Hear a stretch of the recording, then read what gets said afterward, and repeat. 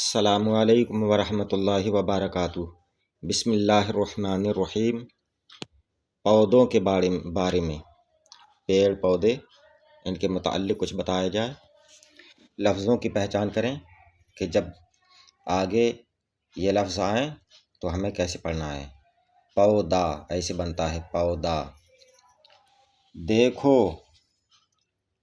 دیکھو یہ پیڑ جو زمین پر اگے ہیں، ان میں کوئی تو چھوٹا اور نرم ہے، جیسے گیہوں کا، جوار کا، کپاس کا۔ یہ سب پودے کہلاتے ہیں۔ کوئی بڑا اور سخت ہے، جیسے نیم کا، پیپل کا، آم کا۔ یہ درخت کہلاتے ہیں۔ آؤ گیلی زمین میں سے ایک پودا اکھیڑیں۔ اوہو، اس کا ایک حصہ تو زمین کے اندر ہی تھا۔ دیکھو جو حصہ زمین کے اوپر تھا،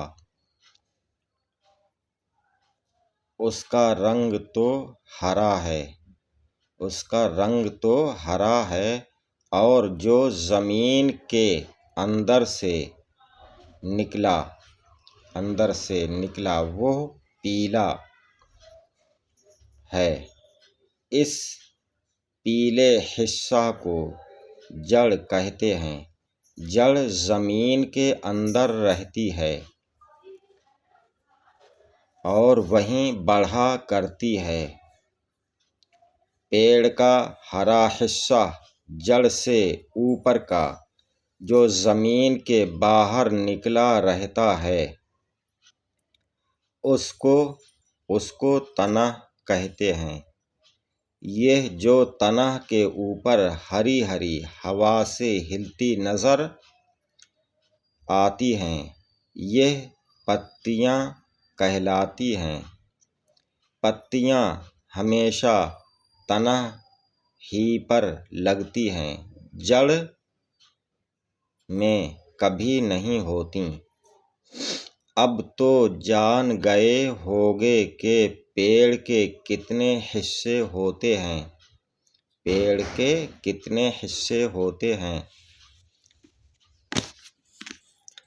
جی ہاں، 3: جڑ، تنہ، پتیاں۔ تنہ پر پتیوں کے علاوہ پھول اور پھل بھی لگتے ہیں۔ پھلوں میں دانے ہوتے ہیں، جن کو بیج کہتے ہیں۔ باقی انشاءاللہ تعالی اگلی ویڈیو میں۔ السلام علیکم، خدا حافظ۔